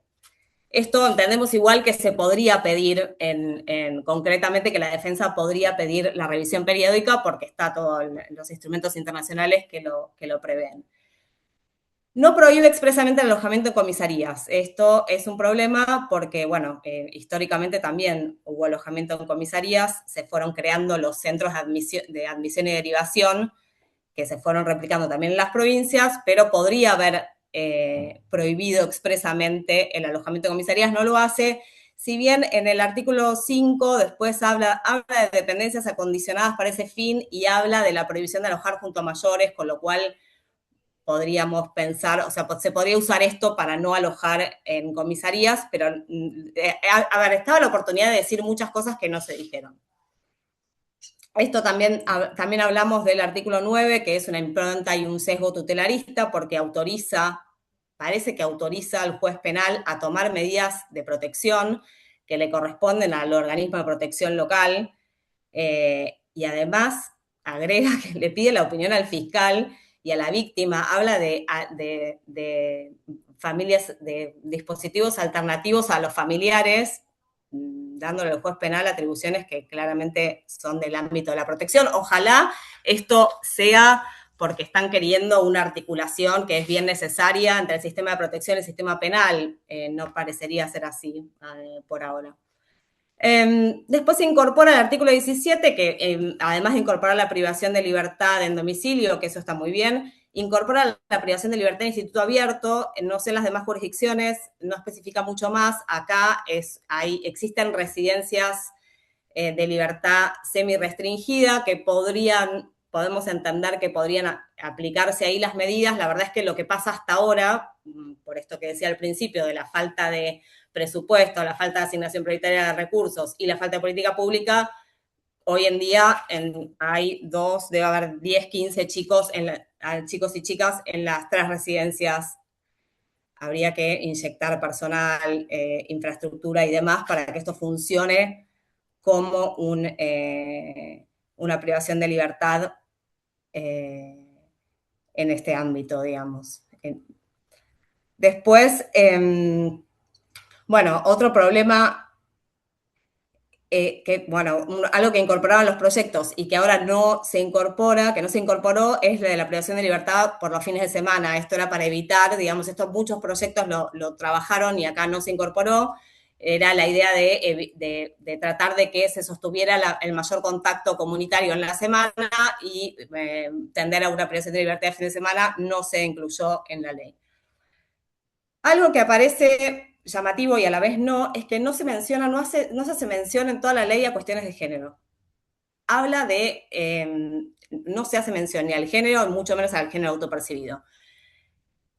Habla de distintos estándares para separación en los establecimientos, pero no se hace mención para nada ni al género ni al género autopercibido, cuando el servicio penitenciario tiene reglamentaciones para personas trans y demás, acá se omite completamente. Más allá de eso, tampoco incorpora la atención que requieren las mujeres privadas de libertad, que además cada vez son más. En este momento, en Ciudad de Buenos Aires hay un centro mixto, que funciona mixto, pero debería haberse incorporado cierta cuestión de atención de salud y demás específico para mujeres. No se hizo, no se hace mención a la cuestión de género. Bueno, otro tema que tampoco, si bien existe todo este capítulo específico sobre condiciones de alojamiento, no habla de vinculaciones. No habla ni de contacto exterior. Todo esto que yo estoy trayendo está recontra incorporado en reglas de La Habana, la Convención sobre los Derechos del Niño, no hay mucha discusión al respecto. Mismo género, se menciona en el último fallo de Sename de Chile. En los fallos anteriores mucho no hablan de la cuestión de género, pero en el último sí se incorpora, y acá omiten por completo. No habla de vinculaciones ni de visitas, mucho menos de visitas íntimas, ni de contacto del adolescente con el exterior, que, a ver, si la propia ley tiene como fin la resocialización, no se entiende cómo hay cuestiones que no se desarrollan específicamente. No plantea un régimen disciplinario, que la ley de ejecución penal sí habla de algunas cuestiones de régimen disciplinario amplias para después cada provincia y jurisdicción aplique lo suyo, pero no se hace mención tampoco a régimen disciplinario. No prohíbe expresamente ni el castigo físico ni el aislamiento, que esto es un problema porque, justamente era la posibilidad para poner un poco de fin a cuestiones discrecionales, estableciendo pautas mínimas, y no lo hacen, o lo hacen en cuestiones que no terminan siendo tan beneficiosas para el adolescente. A ver, y todo esto queda como muy va a haber que ponerse muy creativos y va a haber que trabajar mucho con el Ejecutivo para tratar de asegurar ciertas cuestiones mínimas. No hace mención a monitoreo externo, que es algo que hacemos nosotros, hace la PPN, hay muchos organismos en el ámbito de la Ciudad de Buenos Aires que hacen monitoreo externo de instituciones, tampoco lo omite por completo, también está incorporado en todo lo que es normativa internacional. Y algo muy interesante o muy importante, que es, habla de educación y talleres, esto sí me parece que la ley trae una oportunidad para exigir, por lo menos en la Ciudad de Buenos Aires, la oferta educativa, si bien ha mejorado muchísimo con los años, porque realmente hace unos años la asistencia, casi no había asistencia escolar dentro en los centros cerrados, en los últimos años mejoró muchísimo, pero es bastante corta, van al colegio de 8 a 11, es un sistema, digamos, bastante reducido en el tiempo, y la ley hace mucho hincapié en que la privación de libertad está orientada hacia la educación y la formación de los adolescentes. Entonces, esto sí puede aprovecharse para exigir, de hecho nosotros lo estamos haciendo, estamos pidiendo al Ministerio de Educación a ver qué proyecciones está haciendo con esto que trae la ley, que habla tanto de la función de resocializadora y de educación y de dar talleres y oficios, para que responda un poco, bueno, qué están proyectando, porque la verdad que hasta el momento la oferta actual en los centros de alojamiento es muy pobre. También la que hay muy pocos cupos, hay muchas cuestiones convivenciales que terminan complicando que los talleres que se dan se den para toda la población. Entonces es realmente pobre, pero esto podría, este artículo 29 podría pedirse para exigir un poco más al Ejecutivo, a la Secretaría de Educación de cada jurisdicción, que se amplíe esta oferta de talleres.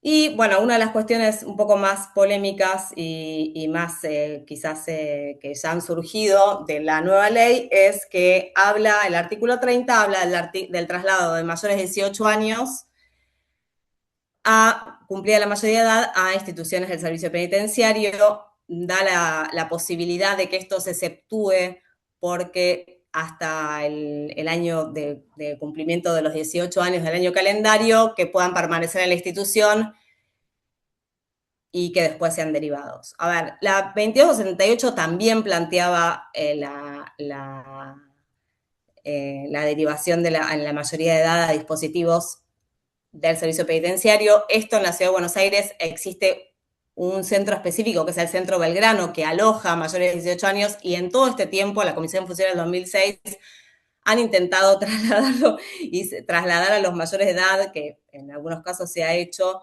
y que deje de existir varias veces y no lo han logrado. Entendemos que cada jurisdicción puede pedir, al ser algo tan regresivo y que atenta contra el principio de especialidad, porque la idea es que la especialidad rija desde el principio hasta el fin de ejecución de la pena, que entendemos que podría pedirse en cada jurisdicción que se sostenga esto. La idea, por lo que sabemos, hasta donde tenemos entendido, en la Ciudad de Buenos Aires, es sostener este centro cerrado. Vamos a ver cómo se aplica, vamos a ver cómo se aplica en cada juzgado y en cada tribunal. Y además, bueno, tenemos todos los estándares internacionales que permiten, que hablan de que la posibilidad de que se dé el cumplimiento del fin de la pena en establecimientos especializados. En este momento, bueno, el Centro Belgrano sigue vigente y la idea es que siga vigente acá. Como herramientas, también nosotros hemos en algunos momentos presentado habeas corpus, en 2 casos han sido positivos y se ha ordenado el realojamiento. Ya se había dado el traslado de cuando cumplieron la mayoría de edad a unidad penitenciaria y se permitió el realojamiento en el Centro Belgrano.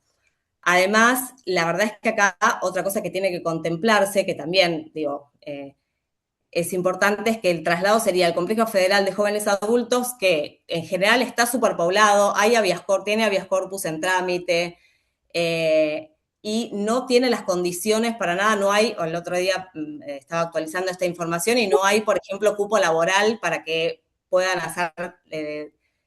trabajar o tener talleres, que no tienen la atención médica que tienen en el Centro Belgrano, no tienen el contacto familiar que tienen en los centros especializados. Entonces, digamos, es claramente una política regresiva y atenta contra la especialidad, con lo cual entendemos que esto va a haber que pelearlo y va a haber que intentar sostener la especialidad hasta el fin de ejecución de la condena. Bueno, entendemos eso, que son varias estas cuestiones que, si bien avanza en específicamente incorporar cuestiones que hacen las condiciones de alojamiento, la verdad es que hay muchas cuestiones que no se nombran específicamente y que deberían regularse y que no deberían quedar a la discrecionalidad del Ejecutivo que las aplique.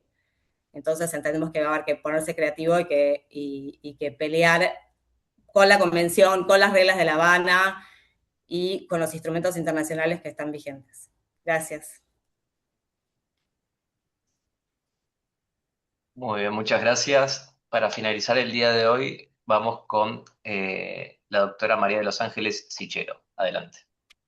Bueno, muchas gracias, queridas colegas, por haber expuesto tan lindo. La verdad es que al Consejo Federal también agradecimientos y al doctor Maximiliano Benítez, defensor general de la provincia de Entre Ríos. Bueno, al escuchar todo esto y haber evaluado la ley y analizado en lo que me respecta justamente a lo que yo hago, que es la mediación penal juvenil, el abordaje restaurativo, todo esto duele, y creo que el Estado que olvida a sus infancias es un Estado que no tiene futuro. Yo creo que, bueno, hay que, dentro de este apocalipsis que es esta ley y su interpretación, hay que tratar de buscar esas medidas que para la defensa, para que la defensa pueda hacer valer esos derechos y esos derechos de la infancia. Bueno, voy a tratar de ser breve, atento al tiempo que hay. Esta ley, para nada, más allá digamos, de que dice ser progresista y con la incorporación de la justicia restaurativa y de la mediación penal juvenil, no obstante ello, cuando vamos a la práctica y cuando vemos lo que podría ser en la práctica en realidad, vemos que nos encontramos con muchos obstáculos que ya los voy a pasar a analizar. No es un modelo de justicia restaurativa lo que digamos, lo que está instaurando. El modelo de justicia restaurativa es el aplicable y es el que debe aplicarse a los jóvenes, a los niños, niñas y adolescentes. Yo siempre digo que si un adulto tiene derecho a tener un abordaje a través de un proceso de mediación penal, mucho más lo tienen los niños, niñas y adolescentes. En este caso está bastante restringido y es el modelo de justicia restaurativa que se debe aplicar, porque muchas veces cuando el modelo de justicia que se aplica a los adultos puede no ser restaurativo el abordaje en mediación penal, pero sí o sí debe serlo cuando estamos abordando niños, niñas, adolescentes en conflicto con la ley penal. A grandes rasgos, para no dilatar tanto, bueno, hay diferencias entre cómo un modelo de justicia tradicional ve al delito y cómo lo ve la justicia restaurativa. Uno ve al delito como un daño hacia el Estado, el otro lo ve como un daño hacia las personas. Participan activamente en la justicia restaurativa la sociedad, la comunidad, la víctima, el infractor, en un modelo donde se genera, digamos, un círculo de diálogo. En cambio, en el modelo de justicia tradicional está el infractor frente al Estado, porque el Estado justamente confina ese conflicto. En cambio, en la justicia restaurativa se lo devuelve a las partes para que ellas puedan decidir cómo, cuándo, de qué manera poder resolverlo. En el modelo de justicia tradicional nos vamos hacia el pasado, haciéndonos preguntas de cómo, dónde, cuándo, buscando el culpable. En cambio, el modelo de justicia restaurativa, bueno, vamos hacia el futuro, nos preguntamos, hablamos sobre nuestros sentimientos, vemos cómo podemos resolver ese conflicto. Hay muchísimas diferencias entre un modelo y otro. Puntualmente, analizando la ley 27801, cuando habla habla del artículo 41 de los criterios de oportunidad, que es una materia procesal que las provincias no han delegado a la nación, pero bueno, se meten en esa materia.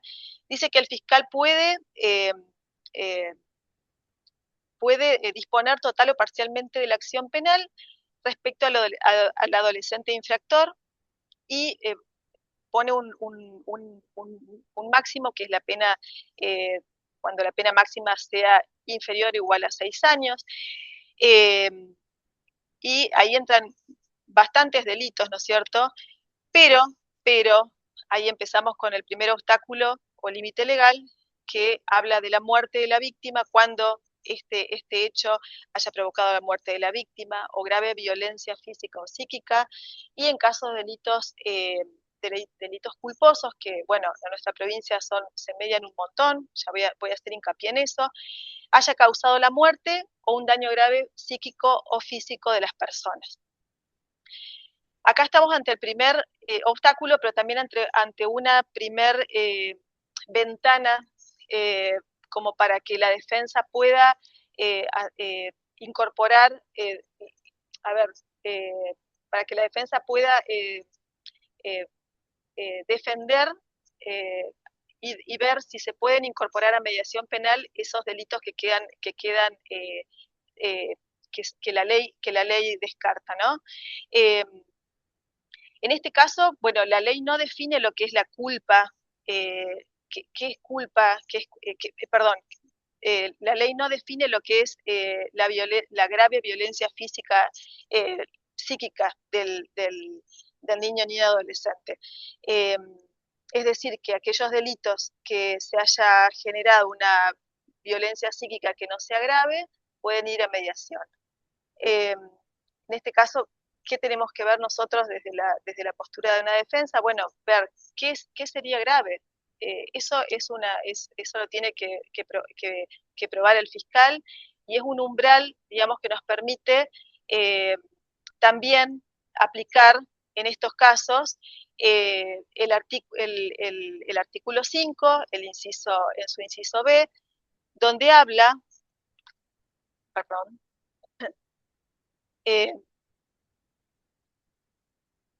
donde nos va a decir, quiero decirlo con las palabras textuales,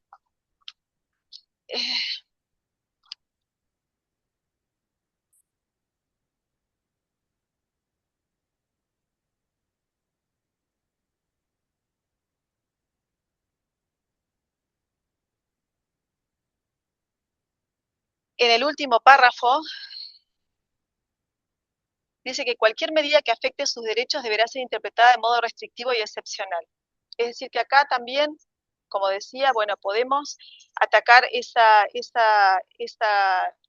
causal de gravedad si, bueno, buscamos alguna salida como para probar que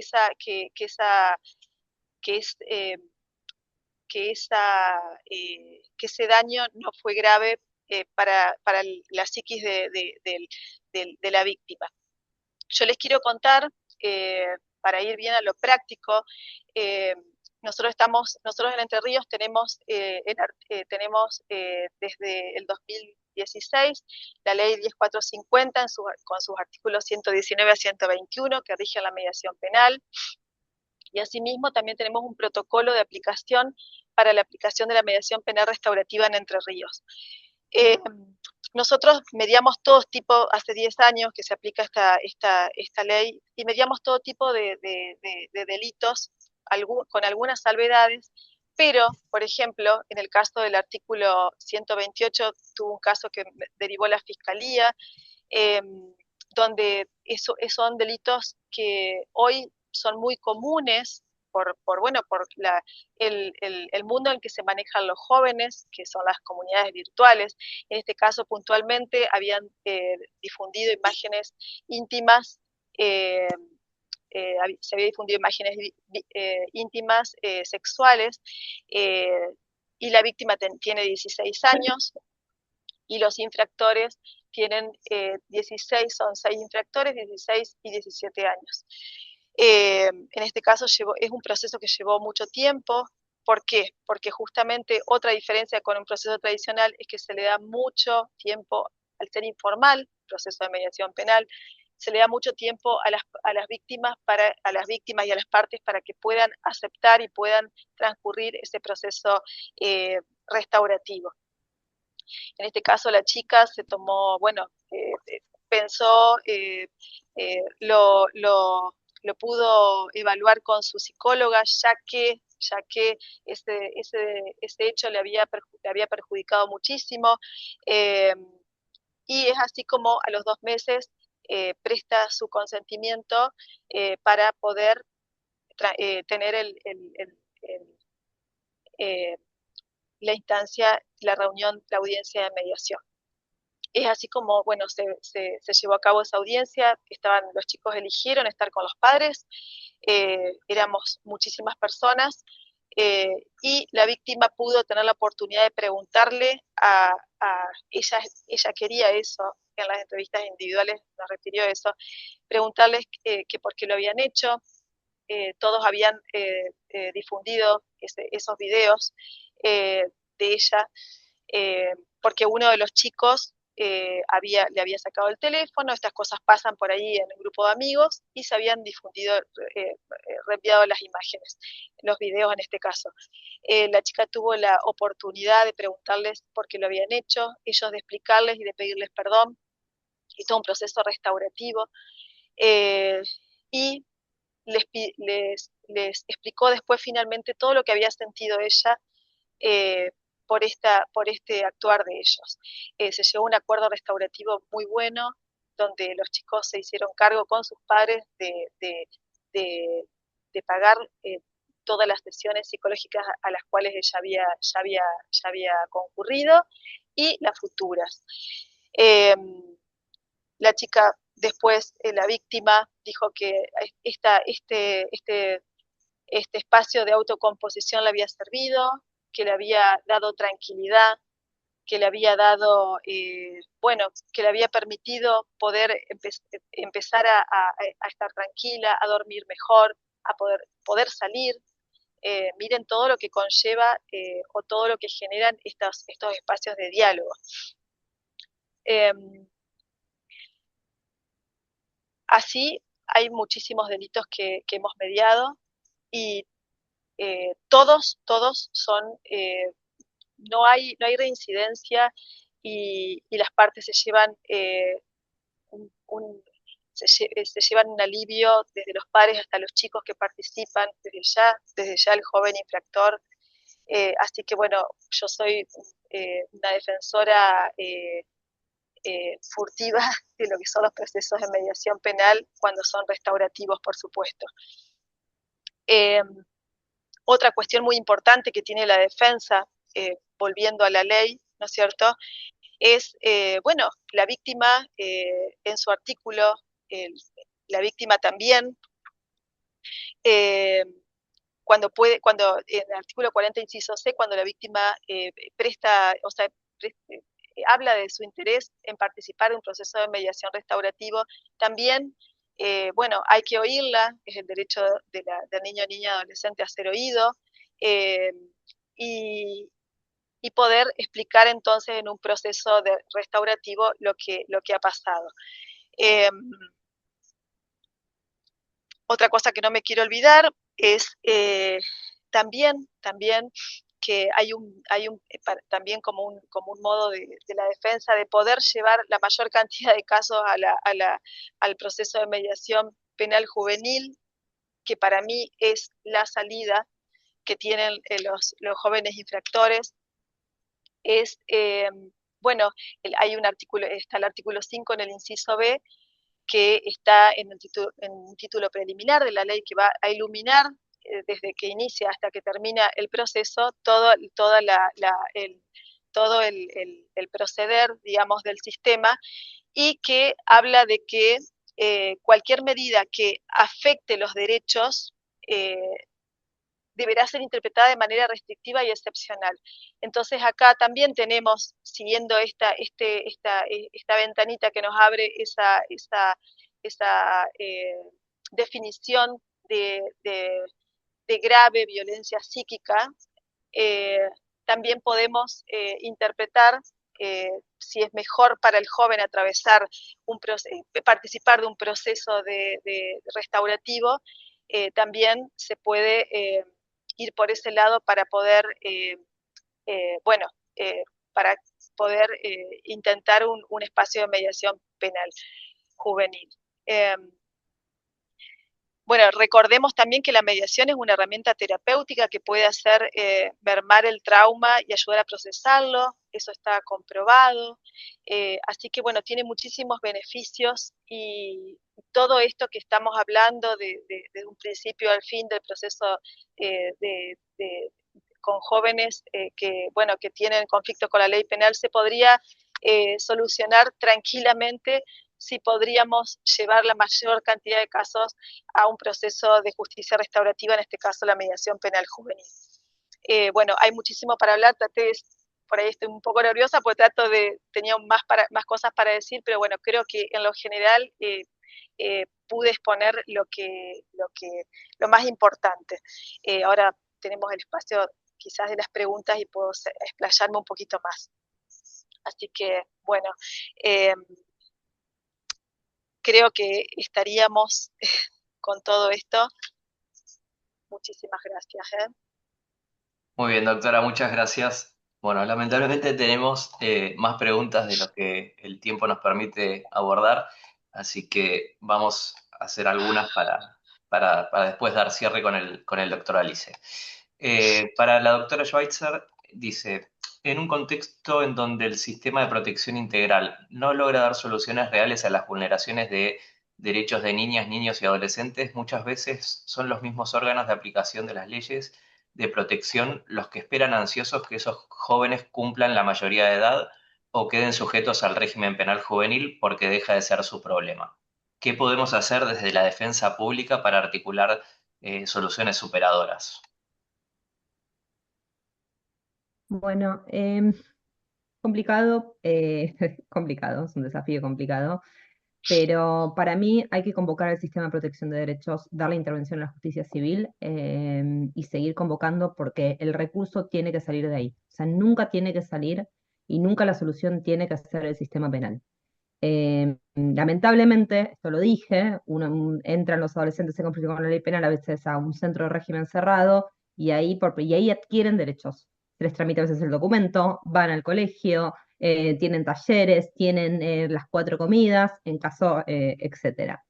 Pero creo que hay que seguir convocando al sistema de protección, derivar a los adolescentes al sistema de protección, a los adolescentes que son sobreseídos por inimputabilidad, lo mismo, y lograr que se materialicen los recursos.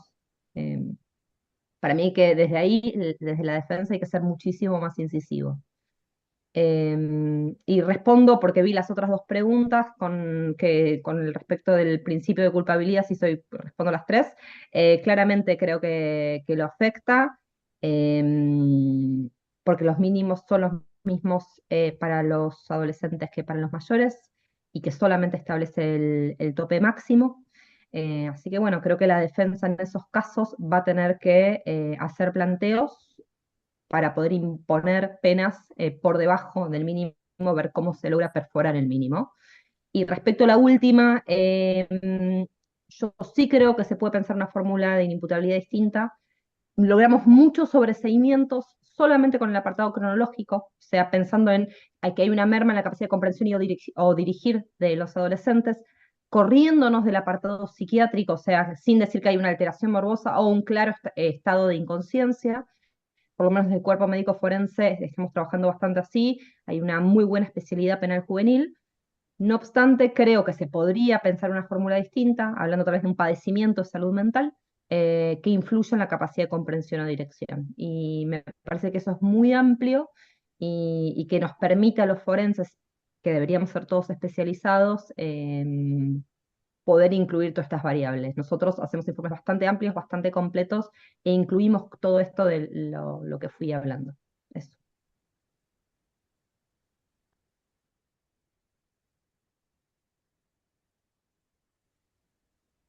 No se escucha, Jorge. A ver ahí, hola, hola. Ahora Ahí va. sí. Bueno, decía que le agradecía a la doctora y bueno, mencionaba que en el chat no deja de haber comentarios de felicitaciones por las exposiciones de todos. Y para cerrar, hay dos consultas para el doctor Alice. Una dice que si en Río Negro, que no tenemos una justicia especializada, se crearía el fuero y dónde serían alojados los jóvenes, si ya hay mesas de trabajo. Y por último, en consonancia con esta pregunta, decía, es una gran oportunidad para promover la necesidad de una legislación procesal penal juvenil en la provincia de Río Negro. La ley 5020 es de fines de 2014, ya preveía que en el plazo de 6 meses el deber de la legislatura local de regular esta normativa procesal específica. Doctora Dice, le cedo la palabra para el cierre. Gracias, Jorge. Bueno, primero felicitarlas realmente, Analía, Viviana, María de los Ángeles, María, realmente excelentes sus exposiciones. Y lo bueno también es esta cuestión de las distintas perspectivas, ¿no? Realmente celebramos estos encuentros precisamente por eso. Respecto a las preguntas, sí, indudablemente es una gran oportunidad para que aquellas provincias que todavía no tenemos un régimen procesal penal juvenil, terminemos de realizarlo. A mí me parece que es muy bueno. De hecho, nosotros tenemos hace mucho tiempo que en su momento se logró con mucho trabajo, pero sobre todo con mucho consenso desde el Ministerio Público Fiscal, el Ministerio Público de la Defensa a través de mi antecesora en este cargo, también con la Judicatura. Es decir, me parece que es muy importante cuando trabajemos en una ley tratar de alcanzar el máximo diálogo y el máximo consenso, y también no solo desde la mirada de la judicatura o de los ministerios públicos, sino también, como bien decía Viviana, de abrir un poco a la articulación, la interdisciplinariedad y sobre todo poner en juego y en el tema al sistema proteccional de derechos. Es un poco lo que hacemos todos los días. Es difícil, nos cuesta, porque todos sabemos que la CENAF a veces no tiene recursos, pero bueno, siempre tratamos, aparte de todas las cuestiones y los debates y los planteos que podamos hacer jurisdiccionales, de hacer los máximos esfuerzos de diálogo, de articulación, de fomentar trabajo en red con las otras agencias del Poder del Estado. Nos ha pasado, y esto muchas veces lo comparto, que cuando hemos armado mesas de articulación, por ejemplo, cuando fue el tema de la pandemia en materia carcelaria, que externamos el 10% de la población carcelaria en pocos meses, en 3 meses, o bien cuando en materia de salud mental logramos cerrar el único instituto polivalente que quedaba, lo hicimos a través de mucho diálogo con todas las agencias del sistema. Sé que Neuquén está trabajando, por ejemplo, en alguna mesa de articulación importante. Nosotros, bueno, yo justamente hoy tuve alguna reunión con la Defensora del Pueblo, vengo charlando con el Ministerio de Seguridad. Es decir, me parece que cuando también desde la defensa pública fomentamos el diálogo, tendemos puentes con otros efectores del sistema, bueno, no solo vamos a alcanzar mejores normas, sino que también vamos a ser más eficaces en la tutela de derechos. Así que sí, precisamente creo que es una gran oportunidad para retomar un poco lo que ya se venía trabajando y también para tratar de dotarle quizás, por ejemplo, estaba previsto el Instituto de la Remisión, está previsto el tema de la justicia restaurativa, pero tratar de quizás avanzar en una mayor regulación, también con la participación del Poder Ejecutivo en sus distintas agencias. Así que es eso. No sé, Jorge, si hay más preguntas, obviamente, más allá del tiempo, que creo que todavía no llegamos a las 6. Si hay más espacios para No había más preguntas. preguntas, o sea, había tres Ah, juntas bueno, para la doctora Schweizer perfecto. que las respondió en tiempo y forma.